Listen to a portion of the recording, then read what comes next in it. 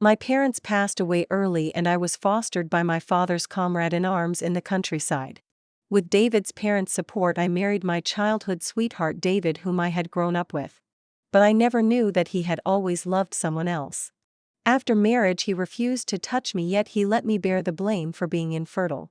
My in-laws resented me, and instead of showing sympathy, they brought over 2 children from distant relatives for me to raise.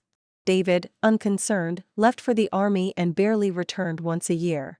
18 years later, I raised the children into successful young adults. They were admitted to Tsinghua University. David came back home with another woman for their graduation banquet. And in front of everyone, he announced that those 2 children were his and his lover's biological children. I watched as their happy family of 6 celebrated together, realizing I was the only one left in the dark. In despair, I walked away in anger, only to accidentally fall off a cliff in the darkness. When I opened my eyes again, I had returned to the first year of my marriage. Chapter 1. David's mother sat in the main hall while his father smoked his pipe beside her. The small ancestral hall was packed with scattered relatives, making the cramped space feel even smaller. Aside from David's parents and David himself, who was holding 2 children, everyone else was watching me out of the corner of their eyes. I stood at the door, silent. David's mother cleared her throat and said, "Lily, you came at the right time. Your third aunt just gave birth to twins. She already has 3 children, so when she heard about your struggles with pregnancy, she decided to send them here to ask if you'd like to raise them." I lifted my gaze and swept across the room. Among the crowd, Sandra was watching David tenderly, her eyes filled with affection as she gazed at the children in his arms. So even back then, Sandra had already appeared in my life. Everyone was waiting for my answer. David's mother, on the other hand, looked completely at ease, as if she was certain I wouldn't refuse. After all, in the past year of marriage, she never failed to ask about my womb at every meal, morning and night, until my face turned pale with shame and guilt. I turned to David and asked, "Do you want to raise them?" David seemed surprised that I was asking him. He frowned slightly. "That's women's business. It has nothing to do with us men. If you want to raise them, I won't stop you." "Good. Then I won't raise them. But since you've decided to take them in, you must do it wholeheartedly so as not to—" "Wait, what did you just say?" David froze, staring at me in disbelief. The room fell silent. Even the hushed whispers died down. I calmly repeated, "I'm only 19. I might still conceive. Why should I raise someone else's children?" David's face darkened with disapproval. "How can you be so unreasonable? Your aunt meant well. I never expected you to be this short-sighted." I countered, "Didn't you just say you wouldn't interfere? So why are you so agitated now that I've said no?" David was at a loss for words, his eyes widening as if he couldn't believe I had the audacity to go against him. My mother-in-law stepped in to smooth things over. "Lily, don't say such things in anger. I know you like these children. If you take them in, I'll help you raise them." My father-in-law exhaled a puff of smoke and added, "Since you've decided to take them in, we'll hold a ceremony tomorrow and officially register them under your and David's names in the family records." I was speechless. In my past life, my mother-in-law's so-called help was nothing more than watching over me while treating the twins coldly. As for washing their clothes, covering their expenses, and tutoring them in their studies, those responsibilities fell entirely on me. They only cared about enjoying the fruits of my labor. When had they ever considered me? Now, watching them make decisions on my behalf as if I had no say, I raised my voice slightly and said, "I won't raise them. If you register them under my name, I will divorce." After saying that, I ignored their stunned expressions, turned around and walked toward the village mailbox. Chapter 2. I retrieved the letter addressed to me. As I tore it open, my eyes turned red with emotion. Inside was a 100 yuan banknote along with a stack of food and fabric ration coupons, extremely precious resources in the scarcity-stricken 1980s. The sender was Professor Oliver, my parents' university mentor, who had always treated me like his own granddaughter. Unfortunately, in my past life, I only discovered his silent support after I had spent 18 years raising David's children and getting them into Tsinghua University. By then I learned that all these years his letters and financial aid had been secretly taken by David's parents. In the mailbox I also found my Tsinghua University admission letter, which in my past life had been hidden away by my aunt's family. They had done everything to break my wings and trap me in their household, ensuring I had no choice but to toil away for them like a servant. At the village entrance I greeted the shopkeeper auntie at the general store and told her I needed to make a phone call to an old friend of my parents. She had watched me grow up in my aunt's household and understood the bitterness of being raised under someone else's roof. Out of kindness she refused to take my money and let me use the phone for free. Coincidentally, she had to step out to make a delivery, so she asked me to watch the store for a while. Grateful for her generosity, I made a silent promise to repay her someday. Then I dialed the number for Beijing. The phone rang 3 times before it was answered. An elderly yet firm voice came from the other end. "Hello, who is this?" Choking up I responded, "Grandpa Oliver, it's me, Lily." "Lily? My little girl, you finally remembered this old man." Grandpa was overjoyed to hear from me. When he learned that I had once again been accepted into Tsinghua, he became even more excited. "Your parents' spirits in heaven must be so proud of you." I told Grandpa Oliver about my current situation and informed him that I would be heading to Beijing in 3 days to prepare for university. After hearing about my struggles, his mood darkened and he deeply regretted not being able to protect me back then. Upon learning my decision, he was extremely supportive and insisted that I stay with him first. After hanging up I exhaled a long breath of relief. I carefully hid the letter and my admission notice in a place only I knew. Just 3 more days. And I would finally rewrite my fate. Chapter 3. By the time I got home, most of the relatives had already left. Only my in-laws, David and Sandra, remained, each holding a child.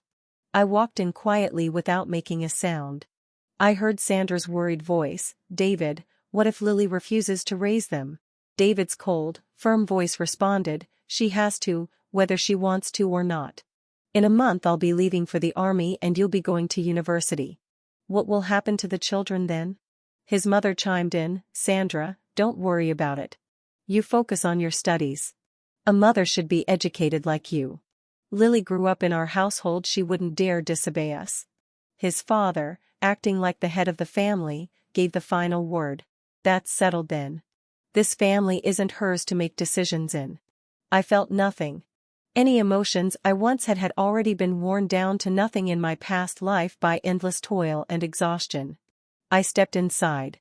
The 4 of them were startled, their eyes carefully scanning my face to gauge how much I had overheard. I looked at Sandra. Perhaps feeling guilty, she turned her head away, avoiding my gaze. David stepped in front of her, blocking my view, and said seriously, "This is my cousin Sandra. She got accepted into the teacher's college, so she'll be staying with us for the next month." I nodded without saying a word. I pretended not to hear. My mother-in-law let out a quiet sigh of relief behind me. After dinner I went straight to my room and started packing. I separated everything related to David, placing them in a pile away from my belongings. There wasn't much that truly belonged to me. Just a single winter coat and a few thin summer dresses. Compared to the wool coat Sandra was wearing, my clothes weren't even worth the price of half a meter of her fabric. If I remembered correctly, her coat was made using fabric ration coupons that Grandpa Oliver had sent for me. Even though Grandpa Oliver had sent me a generous sum every month, most of it had been pocketed by my mother-in-law, leaving only scraps for me. They had raised me for all these years, so I would consider that money as compensation for their so-called kindness. But as for Grandpa Oliver, I would find a way to pay him back in full. For once David stepped into my room without even knocking. He tossed a woolen scarf onto my bed, his tone condescending, as if throwing a handout to a beggar. "I've neglected you since we got married. I brought this back from the city. It's for you." I stared at the scarf. Its pattern was identical to Sandra's wool coat. Most likely it was made from leftover scraps. So he had even gone through the trouble of collecting leftover fabric to bring back to me like some kind of grand gesture. Seeing that I remained silent, David assumed I was deeply touched by the scarf. Seizing the moment, he added, "I'll be leaving for the army in a month. You need to take better care of the children." Then after a pause he added, "My parents have worked hard raising us. You should be more considerate and help out around the house, do the dishes, the laundry, and don't act like some spoiled wife who doesn't lift a finger like you did tonight." I almost laughed out loud. You still have a whole month before you leave for the army. How come I don't see you helping your parents with housework? David's lips pressed into a thin line. After a long silence he finally muttered, "Of course I'll do my part to help." Then his gaze landed on a notebook and a woven bracelet he had given me long ago, now placed in the corner of my desk. Alone. Abandoned. Like discarded trash. His expression darkened. "Why did you dig those out?" I casually replied, "Just sorting things out. Time to throw away what needs to be thrown away." David's brows knitted together, an unfamiliar irritation stirring within him. He stepped forward, about to rummage through my packed belongings. Before I could stop him, a sickly sweet voice called from the bathroom. "David, the water's gone cold." David immediately turned away and rushed to heat up the water for Sandra. That night he never returned. Chapter 4.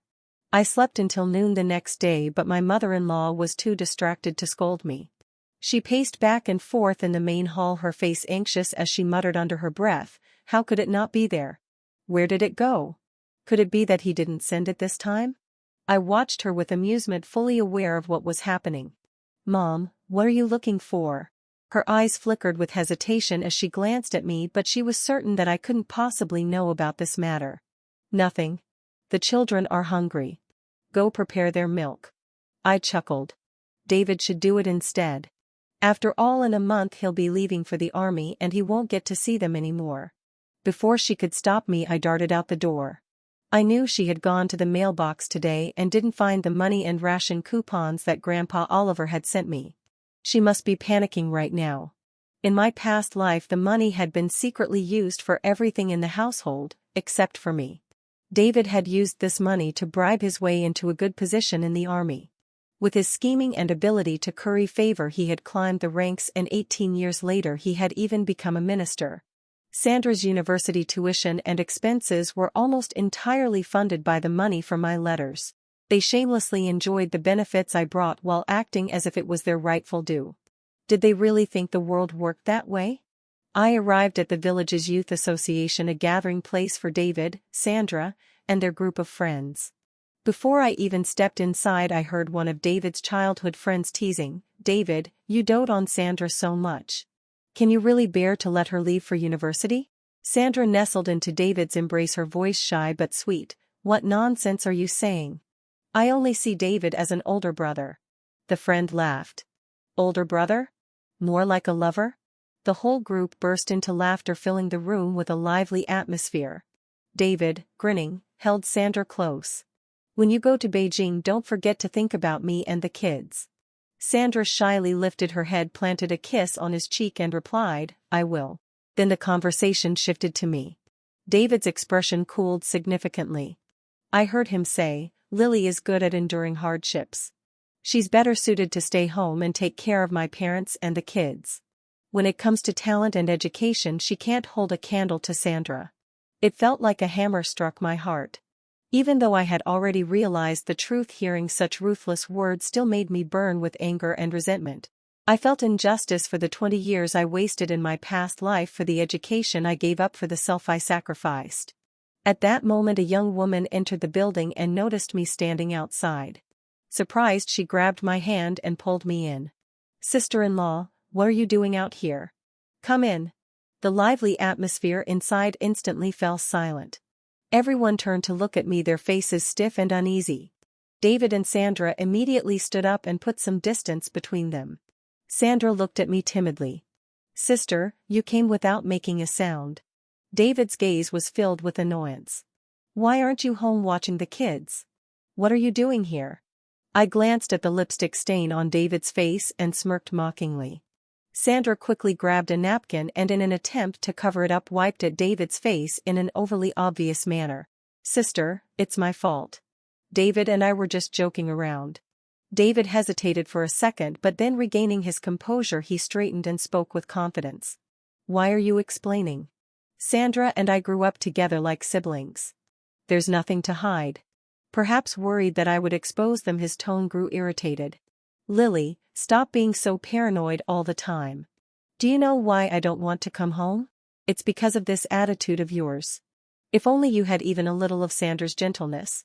"David." I interrupted him. Only then did he seem to realize he had misspoken, and he awkwardly shut his mouth. I spoke in a calm tone, completely ignoring the embarrassment on his face. The 2 kids you insisted on adopting yesterday are hungry. Your mother is calling you home to feed them. David's face darkened, but he couldn't refute me. After all, I had already refused to adopt the children, so the responsibility fell on him. With no other choice, he followed me home. Sandra bit her lip and trailed behind. Chapter 5. At the dinner table, my father-in-law casually informed me that the children's names had already been added to the ancestral records. I nodded and said nothing. My mother-in-law glanced at me and then subtly signaled to David. Autumn is coming and Lily's clothes are old.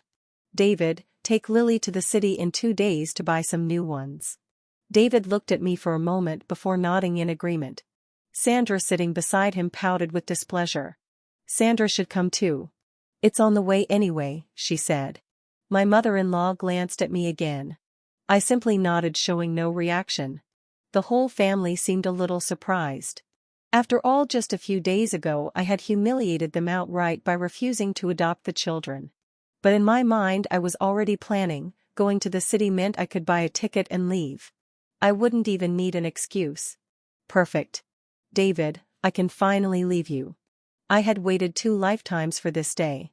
2 days later, just before dawn.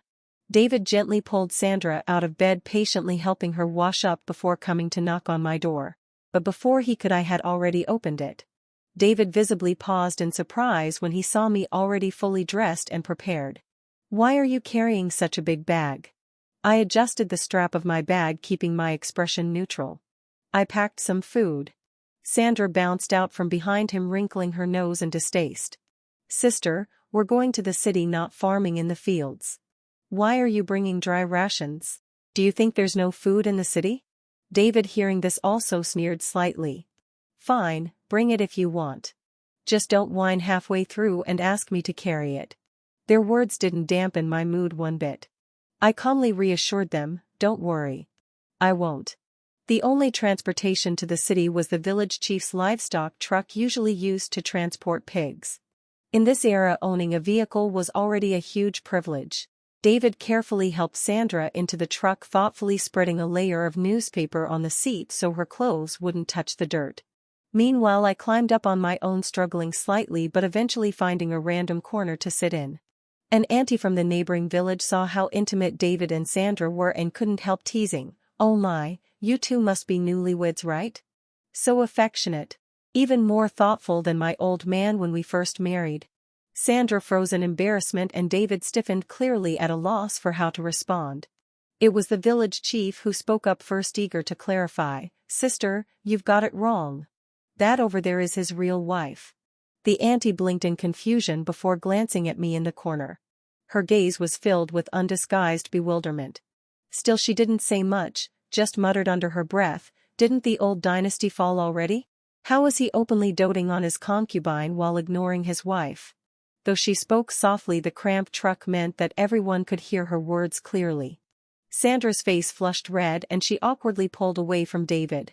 David, feeling thoroughly humiliated, shot me a vicious glare when no one was looking. But I ignored the childish drama. My mind was focused on the bag in my hands. Because inside I carried my future. Chapter 6. After getting off the truck and as the crowd dispersed, David's expression grew even more impatient. His tone was cold and dismissive. Here's 5 yuan. Buy yourself some clothes. Be back here at 3 in the afternoon. With that, he threw the crumpled 5 yuan note at me before turning away, wrapping his arm around Sandra as they left without a second glance. Before disappearing, Sandra turned back and gave me a look of pity. I bent down, picked up the money and tucked it into my pocket. Even though I knew his mother had given him 50 yuan, in his mind I was only worth spending this much. But it didn't matter anymore. I had already written to Grandpa Oliver telling him to never send me money again. Everything he had given me in the past, I would use it to buy my complete freedom. I turned and walked toward the train station. And the moment I sat on the train bound for Beijing, the tears I had held back for decades finally fell. For so many years trapped in the village, I never imagined there could be another life for me. Having been sent to David's family at the age of 5, he was the man I spent the most time around. And inevitably I fell in love with him. But to him I was only ever a little sister, a servant, a tool, never his wife. Perhaps this love I had held on to for more than a decade was nothing but a stubborn obsession.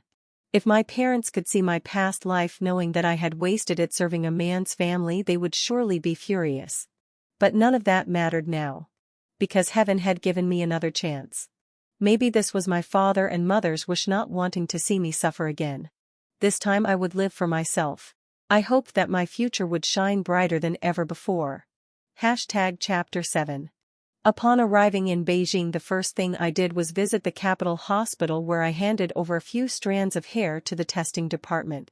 Afterward I followed the address to Grandpa Oliver's house. It had been many years since I last set foot in Beijing. Standing before the imposing and dignified villa, I felt an unexpected wave of nervousness and unease. The young maid at the entrance spotted me, her face lighting up in pleasant surprise. "Are you Miss Lily? The master instructed me that you'd be arriving in Beijing these days. Come in quickly. He's playing chess right now." I nodded and stomped my feet several times at the doorstep, making sure all the mud from my shoes had fallen off before stepping inside. To my surprise, Grandpa Oliver's home was much quieter and emptier than I had imagined. In the spacious living room, two elderly men sat opposite each other, engaged in a game of chess. As soon as Grandpa Oliver saw me, he slammed his chess piece down onto the board, disrupting the entire game, and immediately grabbed his cane to walk toward me. Behind him, the other elderly man shouted in protest, "Oliver, you shameless old man, you cheated again." Grandpa Oliver's eyes shimmered with unshed tears as he scanned me from head to toe. "Good child, you've suffered so much." Those simple words miraculously washed away decades of pain and grievance in my heart. I reached out and hugged him tightly, finally allowing my tears to fall. A mix of bitterness and newfound joy surged within me. I told Grandpa Oliver everything about the village, and as he listened, his anger grew stronger. Even the stranger beside him became visibly outraged. "Girl, leave this matter to me. That man will have no choice but to divorce you whether he wants to or not. This is the new society, women in our country are not to be trampled on." Only then did Grandpa Oliver introduce me to his old friend Professor Mario. According to Grandpa Oliver, Professor Mario's wife worked for the Women's Federation, advocating for women's rights. Hearing my experience, she felt heartbroken and without hesitation submitted an application for a forced divorce through the authorities. When Professor Mario learned that I had been admitted to Tsinghua University, his eyes filled with admiration. Before leaving, he gave me a meaningful look and urged me to focus on my studies. Later, Grandpa Oliver told me that Professor Mario was a professor in Tsinghua's chemistry department. And in this lifetime, the field I wanted to study most was chemistry. Chapter 8. There was still 1 month before Tsinghua University started. I couldn't refuse Grandpa Oliver's enthusiastic invitation, so I stayed at his house. At first I worried that his family might have objections, but to my surprise they were just as kind as he was. Grandpa Oliver had 2 sons and a daughter, all of whom were already married. In the evenings the grandchildren filled the house with laughter and joy. My uncles talked to me about my academic future, while my aunt pulled me into a warm hug full of affection. Ever since my parents passed away, I had never felt this kind of warmth again. To repay their kindness, I helped tutor Grandpa Oliver's grandchildren every day. Time passed quickly, and soon it was the first day of university. I bid farewell to Grandpa Oliver and decided to stay in Tsinghua's dormitory. But at his insistence, I agreed to return once a week for a family dinner. Before moving into the dormitory, I mailed 2 paternity test results and a letter. Little did I know that my departure had caused complete chaos in David's household. At first, when David and Sandra returned to the village, they didn't even notice that I wasn't on the truck. After all, they were too busy focusing on each other to spare me a second thought. It wasn't until one of the babies soiled an entire bed that David's mother started yelling for me to clean up. But no one responded. That was when David finally realized he had left me behind in the city. His mother panicked and told him to go back and find me, but David waved her off, feeling she was making a big deal out of nothing. She's not a child. It's not like she can't find her way home. With that, he turned away completely unconcerned and continued flirting with Sandra. Not even the baby's cries could distract him. Sandra, on the other hand, did feel a little sorry for the kids, but the overwhelming stench made her a pampered woman who never did chores step back in disgust. She refused to lift a finger, leaving David's mother to clean up the mess alone. As she scrubbed and cursed my name, she made up her mind, if I dared to come back she would make me suffer. But after 4 or 5 days I was still nowhere to be found. David's family finally realized something was wrong. David took the village chief's truck back to town to look for me. When the village chief noticed I wasn't with him, he asked, "Where's Lily? I didn't see her on the way back last time." David hesitated, then mumbled an excuse, "She's visiting her cousin in the city." The village chief found this suspicious. He knew about my adoption and how I had no real family in the city. Once they reached the county, David asked his army buddies for help in searching for me. From morning until night they searched everywhere, asking around, but no one had seen me. David took a deep breath, his patience wearing thin. He had never expected Lily to cause him so much trouble. But he swallowed his anger and kept looking. Finally, at the ticket booth, a middle-aged woman paused when she heard his description. "You're talking about a young girl wearing a yellow blouse with a ponytail? A bit taller than me?" She gestured to indicate the height difference. David's heart pounded with excitement. "Yes, Auntie, do you know where she went?" The woman grinned. "She took a train to Beijing, said she's going to university." The words hit David like a bolt of lightning. Lily went to the capital? And she's going to university? What about their family? Chapter 9.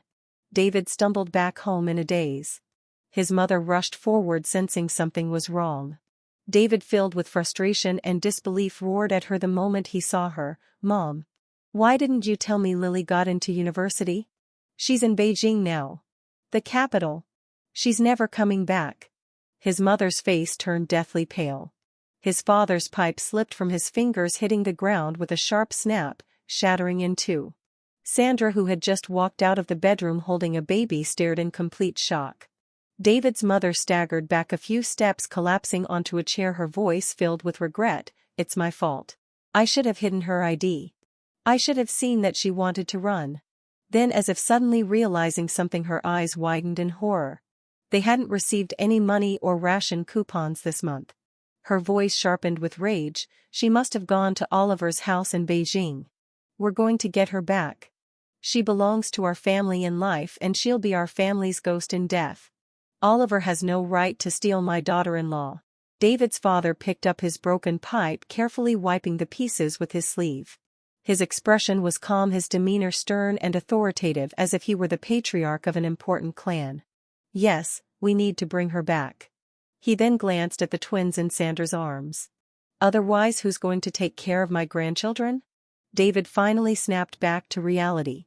He and Sandra were both leaving the village in a month. There was no way they could sacrifice their futures to stay behind and raise the children. His jaw tightened and he nodded in agreement. "When the village chief goes to the city in 2 days, I'll go buy train tickets to Beijing." That night Sandra lay in bed, her mind restless. She turned over and whispered to David, "I never expected Lily to get into university. I wonder which one." David, irritated, snapped, "What kind of school could she possibly get into? Probably just some vocational college." As if the mere thought of her was embarrassing. His gaze softened as he looked at Sandra, treating her like a precious gem. "It doesn't matter where she got accepted. She'll never be better than you. Someone like her is just wasting money on education. Unlike you, you have a bright future ahead of you." Sandra smiled smugly, basking in the praise. After all, in this era, getting into university was extremely rare. And being admitted to a teacher's training school in Beijing, people from miles around envied her and praised her accomplishments. David was still dreaming about dragging Lily back home. Until the next day, when the village chief arrived with devastating news.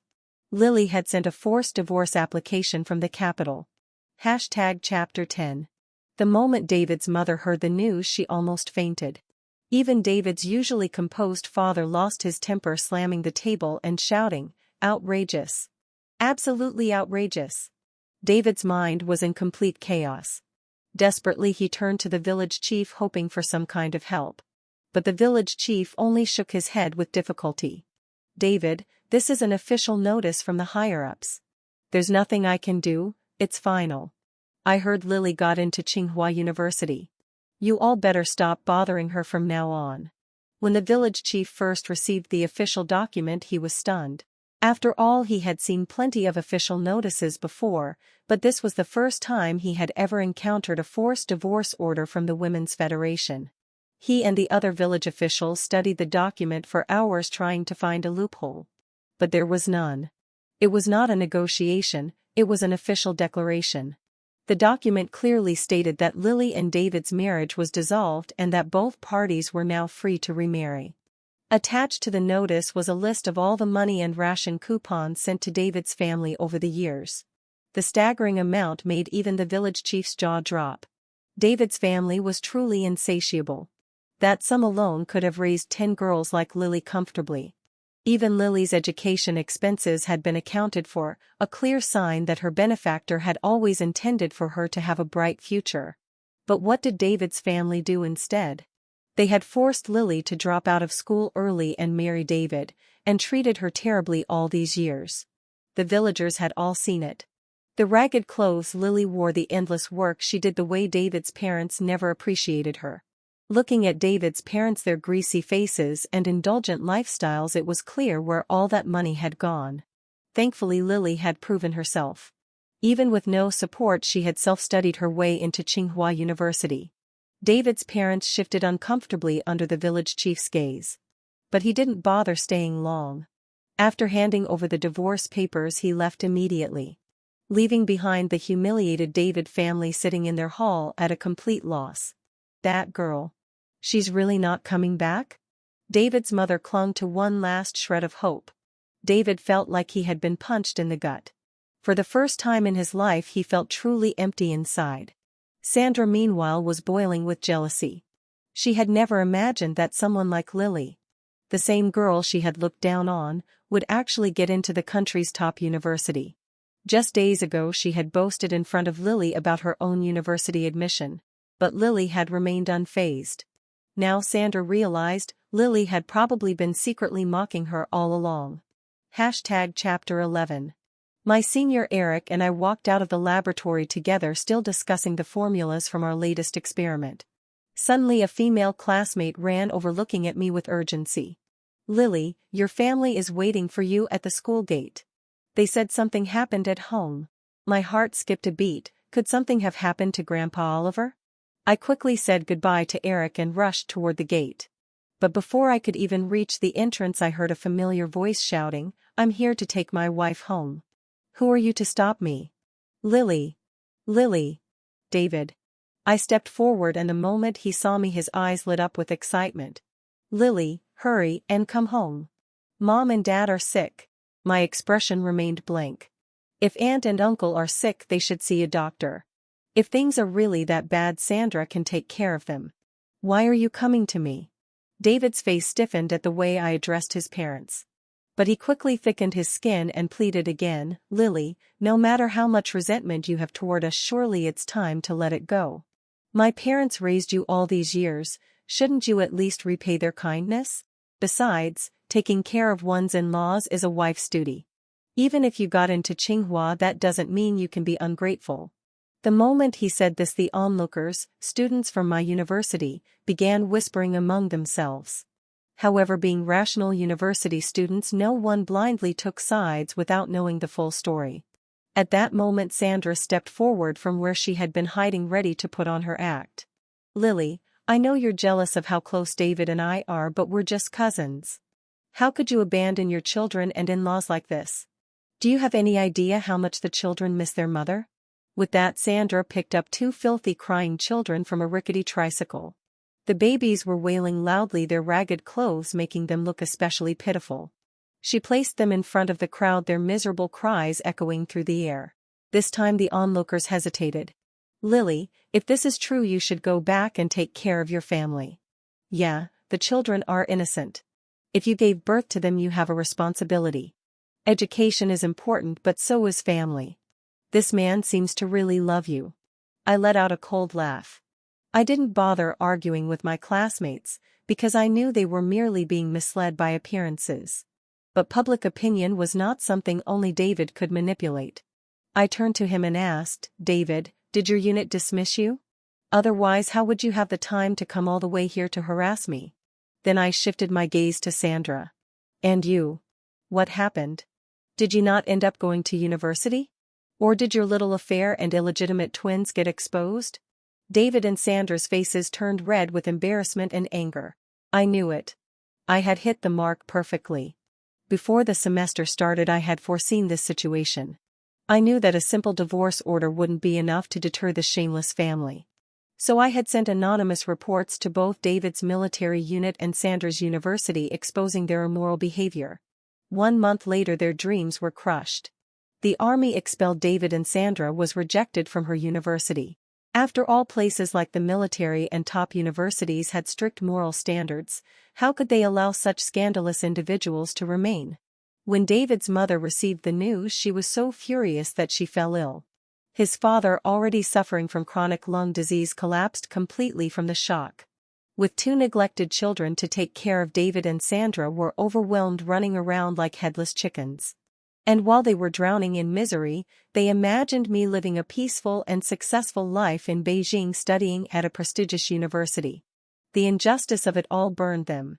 So they brought the children and came all the way to Beijing to drag me back into their nightmare. Chapter 12. I took out the paternity test results and the financial records detailing all the money that had been sent to David's family over the years. The watching students finally realized the truth. The anger in their eyes shifted. Now they turned on David and Sandra. Even though they were intellectuals and well-educated, their words were still sharp and unforgiving. So you two were the ones crying wolf first? Do you really not see how pathetic you are? One is shameless and the other is thick-skinned, truly a match made in heaven. Lily was like a phoenix that fell into a chicken coop. How did she end up with such a family of bloodsuckers? David and Sandra's faces turned red with humiliation. Something in their words must have struck a nerve, because David suddenly snapped. He lunged at me in a fury, grabbing my wrist and dragging me several meters away before I could even react. Just as I was about to cry for help, bang! David was knocked to the ground with a solid punch. It was Eric. He stepped forward, shielding me behind him. David looked up from the ground, his expression twisting with rage as he saw the scene before him. He pointed at Eric and spat furiously. So this is your lover, huh? You abandoned our family for him? David tried to lunge at Eric again, but this time, Eric easily knocked him down once more. Perhaps it was school camaraderie, or maybe it was because David's actions were simply too disgusting. But even the normally gentle and scholarly students started joining in, taking the opportunity to kick and shove him while he was down. By the time the campus security finally arrived, David was bruised and bloodied, barely able to stand. Sandra rushed forward, helping him up. I took a step forward, my voice ringing out clearly. David, I don't owe your family anything. The money your family spent raising me wasn't even a tenth of what Grandpa Oliver sent you. I ate your food, yes, but I never slacked off on housework. It was you and Sandra who had an affair and bore children, so why are you blaming me for leaving? Everyone has their own path. From now on, we are nothing to each other. If you ever harass me again, don't blame me for showing no mercy. David stared at me in shock, as if he had never truly seen me before. For a long moment he said nothing. Then finally, with his head hanging low, he turned around and left with Sandra. From that day on, he never dared to bother me again. Chapter 13. 4 years later. I stepped out of Professor Mario's office, clutching our latest research findings in my hands. Professor Mario had just told me this research would significantly break the foreign blockade against our country. In the field of bomb technology, we were on the verge of a major breakthrough. A wave of good news surged forward, making my heart feel like a joyful bird fluttering nonstop. That evening, Eric invited me to dinner and I agreed without hesitation. During the meal, Eric congratulated me on my achievements, his eyes filled with pride. I laughed, looking at him. And here I thought you were teasing me. Without your help, I would still have a long way to go before reaching this result. Eric smiled, his gaze carrying an unmistakable warmth. Feeling flustered, I quickly looked away, but he reached out and held my hand. I understand you, he said gently. Your heart is devoted to chemistry and you will dedicate your life to it. But don't forget to look at the people around you, okay? I lowered my head, my heart pounding wildly. After a long moment I nodded solemnly. Later Grandpa Oliver told me about David's downfall. After losing his position in the military, he drowned himself in alcohol, wasting his days in a drunken haze, refusing to work, refusing to take care of his children. Sandra, having missed her chance at university, was soon burdened by 2 kids and David's family. She lasted less than a year before running away, never looking back. That left David alone, struggling to raise his children and care for his ailing parents. But David was never a responsible man. Years later, his neglect left his parents bedridden with bedsores, writhing in pain day and night, until they slowly withered away and died abandoned and suffering. As for his children, with no guidance, they skipped school, fought in the streets, and became troublemakers. One day a villager who knew the truth sneered at them, "Your real mother wasn't even half as capable as your foster mother. You'll be just as useless as her." Hearing that their so-called foster mother was successful and living in the city, the 2 children threw tantrums every day, demanding to be taken to Beijing to find me. Perhaps it was the alcohol, or maybe it was David's sheer foolishness. But he forgot all the words I had once told him. He immediately bought 3 train tickets to Beijing. But before they could even board, David, dead drunk, collapsed onto the train tracks. And just like that, he was gone. When his 2 children finally found me, they looked like filthy little beggars covered in dirt. Tears streamed down their faces as they sobbed. Before he died, our father kept repeating one thing over and over: "It wasn't supposed to be like this. I want a second chance. Lily, wait for me." By then I had already been awarded the National Outstanding Contribution Award, making me the youngest academician at the Research Institute. I told the children the truth. No matter how much they protested, I sent them to an orphanage. Because if I allowed my heart to soften for them, I would be betraying the girl I used to be. As I held my trophy standing beneath the flashing lights of countless cameras, I felt as if I could see my past self standing before me. Her lips moved silently, forming a single phrase: "Keep moving forward. Don't look back." From the crowd, Eric stood among those applauding me, his gaze steady and unwavering. At that moment I thought to myself, I will never look back.